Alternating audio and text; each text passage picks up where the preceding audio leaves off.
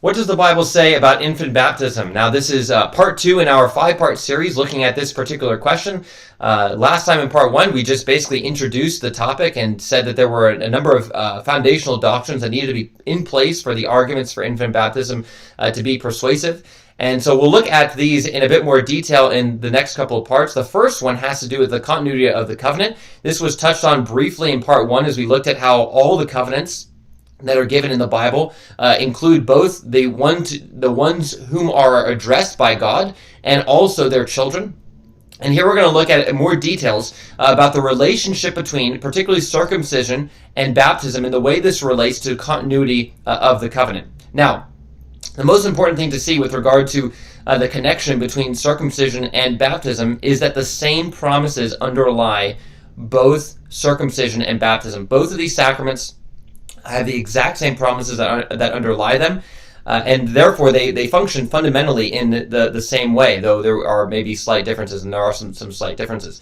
And now, if you were to ask then, what is the promise that undergirds, or the benefit, the blessing, the privilege that undergirds circumcision? This is quite an important question, because this is one of the things in which Baptists and Presbyterians part ways for the most part. A Baptist will typically say that and this is in order to affirm discontinuity between the covenant, discontinuity between circumcision and baptism, they will say that circumcision had to do with a national identity. It had to do with the reception of physical promises, like the land. And in this sense, they may be pointed to spiritual realities in some way, this way or that. And yet, they ultimately had to do with physical things, and therefore, it could be passed down by physical generation. So circumcision emphasizes this physical generation, and therefore, circumcision is related to physical generation, whereas in the New Testament, baptism is related to the blessings that come by faith. This is what the Baptists will say. Baptism is related to the blessings that come by faith, and therefore it's a spiritual thing. It cannot be passed down to your children by physical generation, by normal generation. It has to be believed on by faith, and then those who believe become spiritual children, so to speak, and then they receive the sign that points to the spiritual blessings of the sacrament related to faith, which is baptism. And so in this way, the Baptists can say, look, there's this difference between what baptism signifies, what circumcision signifies, and this constitutes the reason why we can circumcise our children in the Old Covenant, and yet we do not baptize our children in the New Covenant. And yet, there are a number of problems with this way of thinking. First is, this is actually not consistent with the primary blessing that was given when circumcision was administered in the institution of circumcision, and the one that actually does, in fact, undergird circumcision. So, for instance, if we go to Genesis 17, it's always important when we think about the meaning of a particular institution in the Bible to go to the actual time of institution, the actual passage that records the institution of the thing. And for us, for circumcision, that is in Genesis chapter 17. Now, you'll notice in Genesis chapter 17 that God gives to Abraham the sign of circumcision. But you'll notice that the promise that is made is not that they will have a certain physical blessing. That's not the primary reason for the sacrament of circumcision. Notice in verse 7, "And I will establish my covenant between me and you and your descendants after you in their generations for an everlasting covenant, to be God to you and to your descendants after you. Also I will give to you and your descendants after you the land in which you are a stranger, all the land of Canaan as an everlasting possession, and I will be their God." And he goes on in verse 9, "And God said to Abraham, As for you, you shall keep my covenant, you and your descendants after you throughout their generations. This is my covenant which you shall keep between me and you and your descendants after you. Every male child among you shall be circumcised." Now, there are a number of things that are mentioned there, but notice, the covenant is said first in verse 7 to be that God will be the God of his people. And even the promise of the land is related first and foremost to the spiritual reality. And it's in this context, that God says you are to circumcise your children. The children are to be circumcised. Every circumcised child who is an Israelite in the Old Testament could say, God is their God. God is their God. It is not ultimately about a physical promise that's being given with regard to circumcision. Now, the land was mentioned, but the main blessing that's given is that of calling God your God. And even if we think about all of the blessings in the Old Testament that were in fact physical, all of them were related first and foremost to the spiritual reality to which they pointed.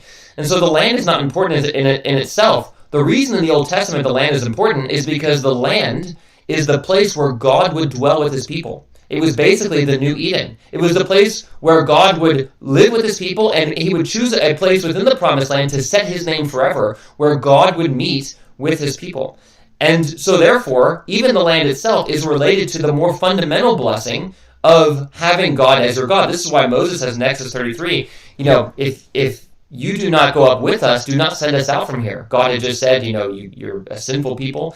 You can go into the land, but I won't go with you. And Moses says, well, if you're not going to go with us, then there's no point in having the land. And this is because he understood that the land itself is related to the more ultimate blessing of having God as your God. And so it's not that every Israelite was receiving a physical blessing that could be passed on by physical descent, and that was distinct from the New Testament. Circumcision guaranteed the blessing that God would be the God of our children.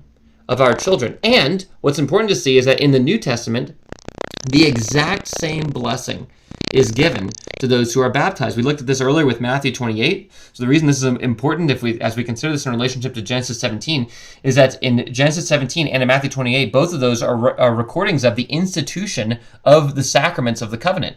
Genesis 17 related to circumcision, and Matthew 28 related to baptism. And what we saw is with Matthew 28 is that in the institution of baptism, the name of God is placed on a person, which is effectively equivalent to saying that God is your God. If you have the name of God placed on you, you are called by the name of God. This is another phrase that was common in the Old Testament, and I think of Daniel chapter 9, the way he prays before God. He says, we, your people, are called by your name. We have you as our God, therefore we are called by your name. It's said all throughout the Old Testament. Here in Matthew 28, in baptism, the name of God is placed on you, which effectively, again, means that God is, in fact, your God. The name of the triune God is placed on you. You are called by the name of God, and therefore you can call upon God as your God.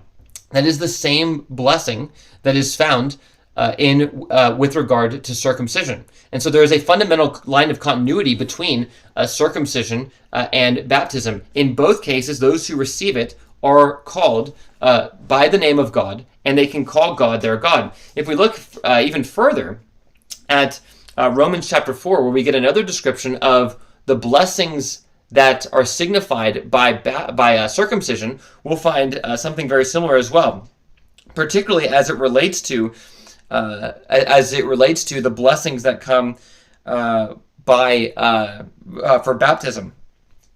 Notice in verse 11 of Romans chapter 4, and he, that's Abraham, received the sign of circumcision, and this is where circumcision is defined, what it is, what it's signifying, a seal of the righteousness of faith, which he had while still uncircumcised, that he might be the father of all those who believe, though they are uncircumcised, that righteousness might be imputed to them also. Notice what Paul says. He received the sign of circumcision, and he defines that as a seal of the righteousness of faith. So what is circumcision a sign of, according to Paul? It is a sign of the righteousness that is received by faith. Now, it would be difficult for me to see how a Baptist could deny that this is not also exactly what's signified in baptism. Would it be wrong to say that baptism is a sign of the righteousness that we have by faith? And yet here in the Old Testament, if one receives the sign, even as Abraham did, Abraham believes, he receives circumcision as a sign of the righteousness that he has by faith, very much related to baptism, and yet he's also then able to circumcise his children, such that his children also receive the seal of the righteousness that is by faith. And notice the by faith part in no way negates in the Old Testament the right and privilege of the children also to receive this same blessing. Abraham believes, he receives a sign of righteousness received by faith, and he is able to give it to his children. Why would it be the case that in the New Testament we would then refrain from giving this to people when to the children of believers when they themselves believe, since the sign is a sign of the same thing. Baptism is a sign of the righteousness that we receive by faith, as circumcision was as well. We see another important passage in Colossians chapter 2 with regard to the link between baptism and circumcision.